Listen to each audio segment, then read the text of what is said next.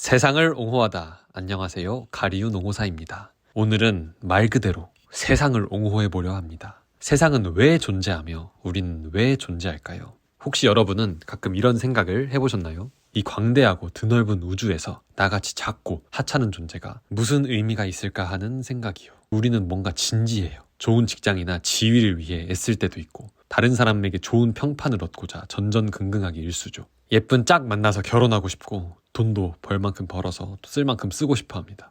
가끔 보면 진짜 지독하게 나만 생각하면서 내 이익을 챙기는데 또 어떨 때는 일말의 보상도 없이 타인을 위해서 내 의지와 시간을 바치는 뿌듯한 일을 하고선 스스로도 의아해하기도 하죠. 이런 거 다 모두 진지하게 합니다. 이런들 어떠하리 저런들 어떠하리 여유롭게 하는 사람 아무도 없어요. 지금 이 순간 내 눈앞에 목적을 이루지 못하면 거의 죽음과도 비견될 만한 정신적인 고통을 예상하지 아무도 방랑자 김삿갓처럼 호기심 많은 어린아이처럼 가벼운 마음을 품고 그런 일들에 임할 수는 없습니다.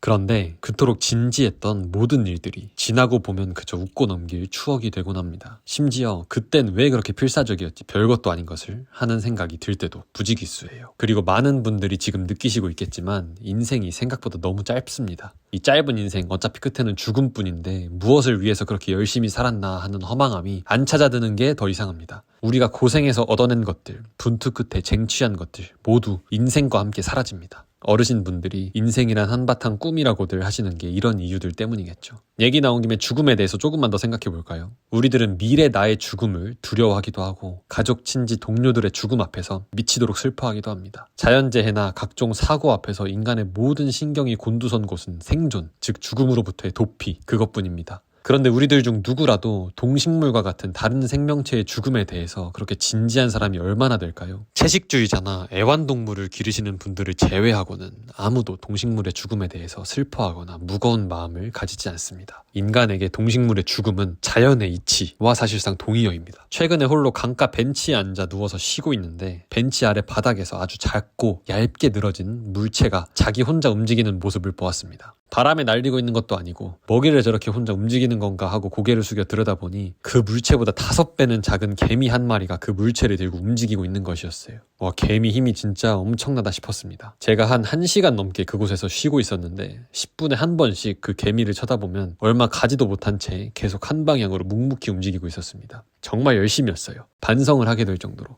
그런데 이 친구는 왜 이토록 열심히 살아가고 있는 걸까요? 무엇을 위해서 저 무거운 물체를 이고 그 오랜 시간을 낑낑거리며 걷고 있는 걸까요? 운이 나빠서 사람에게 밟히거나 더 무서운 벌레에게 잡아먹히면 그 노고가 곧장 허사가 되는 것을 제가 너무 비관적으로 생각하는 걸까요? 그럴 수도 있겠네요. 하지만 저는 정말로 저렇게 열심히 살다가 너무나 어이없게 죽음을 맞이할 한 곤충의 운명이 그 순간 너무나 허망하게 와닿았던 것 같습니다. 인간과 동식물은 어떤 기준으로 분류하느냐에 따라 서로 매우 비슷하기도 하고 아주 다르기도 한 존재일 것입니다. 그런데 살아있다는 점, 그리고 죽는다는 점에서는 하등 다를 바가 없습니다. 우리가 동식물의 죽음을 진지하게 생각하지 않듯이 전 우주적 관점에서 인간의 죽음, 그리고 나의 죽음은 정말 눈곱만큼도, 눈곱에 묻은 먼지만큼도, 그 먼지의 작은 솜털만큼도 중요하거나 의미 있는 일은 아닐 겁니다. 적어도 현상 그대로의 모습만 보면 말이죠.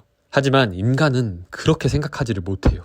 노자나 장자, 부처와 에피크로스가 아무리 죽음이 별거 아니라고 일러주어도 우리는 죽음의 공포와 슬픔 그리고 회한 앞에서 무너지게 됩니다. 도무지 그것이 동식물의 죽음처럼 자연의 이치라고 여겨지지가 않습니다. 그냥 단순히 물리적 세포들이 역할을 끝마치게 되는 것 이상의 의미가 있는 것처럼 느껴집니다. 정말로 무언가 진지합니다. 도대체 삶과 죽음은 무엇일까요? 우리는 왜 태어나서 왜 없어지는 걸까요? 우리 마음속에서는 진지하게 느껴지지만 객관적으로 바라보면 정말 아무것도 아닌 인간이라는 존재는 도대체 왜 있으며 무슨 의미를 지니고 있을까요? 이제쯤 되니 독일의 현대 철학자 하이데거가 제기했던 왜 아무것도 없지 않고 무엇인가가 존재하는가 라는 질문이 정말로 가슴 깊이 공감됩니다. 어쩌다가 이 세상이 존재하게 되었고 어쩌다가 나라는 인간이 태어나서 이렇게 피땀 눈물을 된통 흘리며 살아가고 있는 걸까요? 무에서 유가 창출되는 무언가를 우리는 마법이라 부르며 쉽게 믿지 않습니다. 예를 들어 누군가 나에게 지금 내가 너를 뚝딱 부자가 되게 해줄게 라고 말하면 그 사람을 사기꾼 취급할 것입니다. 왜냐하면 지금 나에게는 부의 근원이 될 만한 무언가가 없기 때문입니다. 보통 유, 즉 존재는 또 다른 유로부터 비롯되기 마련입니다. 그런데 태초를 생각해보죠. 이 세상이 존재한다는 것은 그 존재의 이유나 근원이 분명히 있었다는 겁니다. 그 이유나 근원이 물리적인 것이든 정신적인 것이든 그건 역시도 이유나 근원을 필요로 합니다. 이렇게 유의 이유가 되는 유를, 존재의 근원이 되는 존재를 거슬러 올라가다 보면 이게 상황이 많이 곤란해집니다. 모든 존재의 근원이 되는 최초의 존재는 도대체 왜 있나? 그것이 물질이든 에너지든 걔는 대체 어디서 생긴 것이냐? 거꾸로 생각해보면 무에서 유가 생기는 것이 마법처럼 받아들이기 어려운 일인 이상 이 세상은 원래 없어야 되는 게 맞습니다. 비존재가 존재보다 더 상식적인 일입니다. 그런데 우리는 있습니다. 존재합니다. 이 빌어먹을 현상을 어떻게 설명해야 할까요? 이 존재라는 수수께끼에 대해 많은 철학자들과 종교인들이 대답을 시도해 왔습니다. 저 역시도 시장에 진열된 여러 대답들을 살펴보며 나름의 쇼핑을 했습니다. 제가 구매한 상품은 기독교입니다. 제가 봤을 때 이 세상을 가장 잘 설명하는 것은 기독교인 것 같거든요. 지금부터 다른 대답들과 기독교가 어떻게 다른지, 그리고 이 기독교라는 프레임을 통해 세상을 바라보는 방식은 과연 어떠한지를 소개해드리고자 합니다. 서론이 길었다고 느껴지시나요? 서론이 아니었습니다. 본론이었습니다. 많은 분들이 놀라실 수도 있겠지만 기독교 역시 이 세상의 허무함과 인간의 유한함을 꽤나 강조합니다. 욥기나 전도서와 같은 구약 성경의 책들을 보면 그런 부분을 많이 볼 수 있죠. 왜 아니겠습니까? 현실이 그러한 것을. 그럼 기독교는 어느 지점에서 차별화되는 것일까요? 고대 근동, 그러니까 인류 역사의 출발점과도 같은 그곳에는 수많은 전설과 세계관들이 즐비했습니다. 그것들은 모두 특별히 창조 설화를 다루었습니다. 이 세상이 어떻게 탄생했는지에 관한 이야기 말입니다. 그 이야기들 속에는 정말로 다양한 신들이 등장합니다. 많은 신들이 서로 얽히고 설키며 싸우기도 하다가 연합도 하다가 얼렁뚱땅 세상이 만들어집니다. 신들은 그 특징도 성격도 다양하며 도저히 종잡을 수 없습니다. 대부분이 특정 자연물을 관장하는 또는 그 자연물 자체인 신입니다. 이는 이후 세대인 그리스 로마의 신화에도 비슷한 형식으로 나타납니다. 신들은 자연물의 상징이며 서로 화합과 불화를 거듭하며 세상 그리고 인간과 상호작용합니다. 고대 근동의 창조 설화들은 신들의 전쟁 끝에 어쩌다가 세상과 인간이 존재하게 되었음을 말합니다. 그 신들에게는 자신의 우위 점유욕을 제외한 그 어떤 대의도 목적도 없습니다. 그들의 결과물인 이 세계에도 어떤 이성적인 법칙이나 질서가 없습니다. 혼돈스러운 감정이 판을 치고 자신을 귀찮게 만드는 존재에는 변덕스러운 엄벌을 내립니다. 어쩌다가 우연히 만들어진 것에 불과한 인간은 신에게 사랑받을 리 없는 존재입니다. 그저 심판의 손으로부터 자비를 베풀어 달라며 제사를 올리고 신께 노동의 산물을 바치는 그런 불쌍한 포지션이죠. 사가들은 고대 근동 신화들을 자연재해 앞에 무기력했던 고대인들이 자연을 숭상하며 재해로부터 생존하고자 하는 마음을 표현한 결과로 해석합니다. 유대 지역의 창조 설화이자 구약 성경의 시작을 장식하는 창세기는 수많은 고대 근동 신화들 중 하나에 불과합니다. 비슷한 시기, 비슷한 지역에서 나온 이야기에 불과한데 뭐가 그렇게 다르겠나 싶지요. 그런데 웬걸 창세기는 다른 고대 근동 신화들의 그 공통된 특징들과는 완전히 다른 무언가를 품고 있는 겁니다. 창세기의 신은 한 분, 스스로 있는 신 여호와 하나님입니다. 그 한 분 하나님이 주권적으로 세계여 존재하라고 선포하시니 이 세상이 존재하게 되었습니다. 하나님에게는 지혜가 있었습니다. 세상을 창조하고는 보기에 좋다며 만족스럽게 웃었습니다. 무엇이 좋고 무엇이 나쁜지를 아는 듯 보였습니다. 하나님에게는 목적도 있었습니다. 혼돈과 공허를 치우고 법칙과 질서를 가져온 겁니다. 그 좋은 법칙과 질서에 걸맞는 상호작용을 할 대상도 창조됐습니다. 그것이 바로 인간입니다. 인간을 위해 그들의 살 곳과 먹을 것 그리고 배필까지 아주 풀 세팅을 해줍니다. 신들의 노예나 다름없었던 다른 신화 속 인간의 위치와는 사뭇 대조적입니다. 신이 인간에게 바라는 바는 그들이 자신과 교제하며 친밀한 사랑의 관계 안에 있는 것뿐입니다. 이 넓은 세상은 인간이 누리며 살 무대로 자신과의 사랑을 나눌 신혼여행지로 만들어졌습니다. 창세기에 따르면 그리고 성경에 따르면 인간은 신의 형상으로 창조되었습니다. 신과 닮은 모습으로 창조되었다는 것입니다. 고대 사회에서 신의 형상은 통치자, 즉 임금에게 부여된 특징이었습니다. 임금만이 신의 형상을 입고 여타 인간을 지배할 수 있었던 것입니다. 그런데 성경은 통치자뿐 아니라 모든 인간이 신의 형상을 입고 태어났다고 말하고 있습니다. 신을 닮았다는 말은 그 외양이 아니라 본질이 닮았음을 뜻합니다. 우리는 그 형상의 담지자로서 동식물처럼 단순히 생존만 하고 있는 것이 아니라 좋고 옳은 길을 따르고 이성적으로 사고하며 의미를 추구할 줄 압니다. 그렇기에 인간은 신과 인격적인 관계를 맺을 수 있는 것입니다. 인간은 신을 경배하며 신은 인간을 사랑하는 그 아름다운 모델을 창세기의 서두는 노래합니다. 여타 경쟁신들과의 갈등적인 맥락 속에서 우연히 만들어진 게 아니라 전능한 창조주가 분명한 목적과 의도를 가지고 지명하여 부른 것이 바로 기독교 세계관의 인간입니다. 어떤가요? 좀 많이 다르지 않나요? 어떻게 동등한 문화권에서 이렇게나 상이한 세계관을 뽐낼 수 있었던 걸까요? 고대인들에게 있어 특정 자연물의 신들이 아니라 자연계 전체를 창조한 신을 상상해내는 게 과연 가능이나 한 일이었을까요? 만일 오늘날 우리가 이 우주와 인간의 탄생을 그저 우연적인 것으로 치부하고 만다면 이 세상의 신들의 전쟁 과정 가운데 얼렁뚱땅 창조되었다는 바빌로니아, 이집트, 수메르인들의 믿음과 크게 다를 바 없는 세계관이라 말할 수 있을 것입니다. 자연물이나 에너지 따위에 신적인 이름을 붙였냐 안 붙였냐의 차이가 있을 뿐이지요. 태양신과 바다신을 우주의 시작으로 믿든 자연 그 자체를 우주의 시작으로 믿든 같은 종류의 신앙입니다. 그게 나쁘다고 말하려는 게 아닙니다.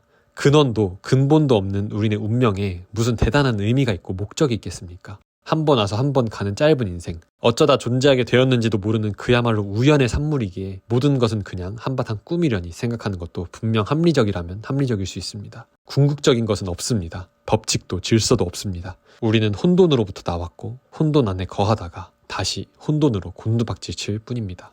그런데 창세기는 그게 아니랍니다. 신이 우리를 빚었답니다. 신이 우리를 안답니다. 우리가 신을 닮은 신의 자식이랍니다. 그리고 그 신은 자연물을 상징하는 전설 속 괴물 같은 형상의 신이 아니라 지혜롭고 선한 인격신이랍니다. 그가 주권적으로 세상을 존재케 했고 그 행동에는 분명한 이유와 목적이 있답니다. 와, 개꿀. 우리가 신의 자식이라니. 우리의 존재가 그렇게나 위대했다니. 그래서 어쩌라고요. 아니, 지금 우리 존재가 조금 더 격식 있고 근본 있고 빵빵한 가문 출신이 된다니까 그걸 가지고 위로나 받자는 건가요? 내가 자연이 쌓아놓은 똥이 아니라 신의 걸작품이라 말하면 그게 나의 지금 현실을 뭘 어떻게 바꿔줄 수 있는데요? 라고 물으실 수도 있을 겁니다. 위로라. 사실 그것도 틀린 말은 아닙니다. 우리의 배경이 그렇게 빵빵하다는 기독교적 사고가 서구 세계를 지배한 결과 개인주의, 자유주의, 평등주의, 인권 같은 아주 훌륭한 결과물들이 잉태되었으니까요. 모두가 신의 자식들인데 서로 지배하고 핍박하고 죽여서야 되겠습니까? 동등하게 존중받으며 살아야 된다는 생각이 싹 틀 수밖에요. 근거 없이 하는 말들이 아닙니다. 저명한 정치 철학자 레리 시덴도베의 개인의 탄생, 그리고 세계적인 역사 저술가 톰 홀랜드의 도미니언, 이 두 책을 권해드립니다. 오늘날 우리가 상식처럼 떠받드는 너무나도 당연해 보여서 원래부터도 존재하는 거라고 착각하는 많은 개념적 덕목들이 몽땅 기독교로부터 비롯되었다는 사실을 보여주고 있으니까요. 그런데 절대로 그게 전부가 아닙니다. 저는 위로받자고 기독교를 구매한 게 아닙니다. 기독교가 마음에 평안을 줘서, 기독교가 내 삶을 더욱 윤택하게 해줘서 기독교에 매료된 게 아닙니다. 한마디로 좋아서 기독교를 선택한 게 아닙니다. 옳아서, 아니 맞아떨어져서 선택했습니다. 뭐가 맞아떨어졌을까요? 우리의 진지함입니다. 기독교는 우리가 그토록 진지한 이유를 설명해 줍니다. 앞서도 계속해서 이야기했듯이 인간이 진지하다는 사실은 정말 웃깁니다. 인간에게는 진지할 건덕지가 없습니다. 모든 전제와 가정을 다 빼고 논리적으로만 생각해보면 우리는 정말 아무것도 아닙니다. 흙이랑 다를 바가 없습니다. 어차피 나중에는 다 흙이 되니까요. 라면 봉지 안의 라면이 요리 후 냄비 안의 라면과 다를 바가 없는 것처럼 우리도 흙과 똑같습니다. 우리는 다른 이름 모를 동식물들과 마찬가지로 언젠가는 죽습니다. 그런데도 인간은 흙이나 동식물과는 다른 존재인 것처럼 굽니다. 영원히 살 것 마냥 악을 쓰고 삶의 풍족함과 만족을 위해 아등바등됩니다. 머리끝까지 화를 내기도 하고 세상이 떠나가라 슬퍼하기도 합니다. 가끔, 정말 가끔 행복이 찾아오면 그렇게나 맑은 한박 웃음을 짓습니다. 이 모든 삶의 요소들이 진짜인 것처럼, 한바탕 꿈이 아닌 것처럼. 기독교는 그 진지함을 말이 되게 만들어줍니다. 우리가 진지충인 이유를 납득시켜줍니다. 우리가 삶을 대함에 있어 진지한 이유는 우리의 삶이 그저 우연히 어쩌다가 덩그러니 발생되어 버린 게 아니라 위대한 어떤 존재의 분명한 의도에 따라 우리 삶을 잘 살도록 탄생되었기 때문입니다. 잘 살고 싶어서, 죽지 않고 싶어서 끙끙대는 우리의 모든 순간들은 남보기에 어이없고 꼴사나운 것이 아니라 우리의 실제 본성이자 목적이었던 것입니다. 기독교에 따르면 우리가 먹고 마시고 자고 놀고 만들고 발견하고 사랑하고 추구하고 분투하고 선을 행하고 포기하지 않았던 모든 일들은 결코 헛되고 무의미하지 않습니다. 그것들은 본래부터 예정된 인간의 모습이었습니다. 인간은 동물과 신의 중간 어딘가에 애매하게 위치해 있습니다. 우리는 곧 죽을 유한한 존재인 주제에 신적인 것을 추구합니다. 원자와 입자로 구성되어 있는 주제에 영혼을 품고 있습니다. 어쩌다가 우연히 만들어진 것처럼 보이는 주제에 의미를 갈망합니다. 기독교는 인간의 이 딜레마를 해결해 줍니다. 인간은 신의 형상을 입고 태어났기에 신적인 것을 추구하고 의미를 갈망했던 것입니다. 내 모든 인간적인 노력들이 가짜가 아닐 단 하나의 경우의 수는 바로 인간이 위대한 신에 의해 창조되었다는 창세기가 정답인 세계입니다. 저는 제가 그저 운명의 장난, 헛된 우연에 의해 태어났다는 생각이 들다가도 제 삶의 소중한 가치들이 진짜로 소중한 것일 거라는 믿음 때문에 그 생각을 버리게 됩니다. 제가 그저 자연이 싸질러 놓은 똥에 불과하다면 제 인생은 모두 무의미한 가짜가 됩니다. 귀여운 여자친구의 볼따구를 만질 때의 그 황홀함도, 낙산사 해수관음상을 바라보며 느끼는 웅장함도, 캡틴 아메리카의 위대한 희생정신을 바라보며 흘리는 뜨거운 눈물도 사실은 다 아무것도 아닌 게 됩니다. 쏟아진 우유의 모양새나 산에서 굴러떨어지는 돌덩어리의 낙하 방향이 아무것도 아닌 것처럼요. 하지만 저는 도무지 제 삶이 가짜라고 믿어지지가 않습니다. 진짜로 내 삶에는 무언가 의미가 있는 것처럼 느껴집니다. 그러니까 저는 오늘도 진지합니다. 행동합니다. 살아있습니다. 저뿐 아니라 모든 인간이 그럴 겁니다. 오스트리아의 경제학자 루드비 폰 미제스의 인간 정의처럼 우리 모두는 목적을 이룩하기 위해 행동하는 존재들이니까요.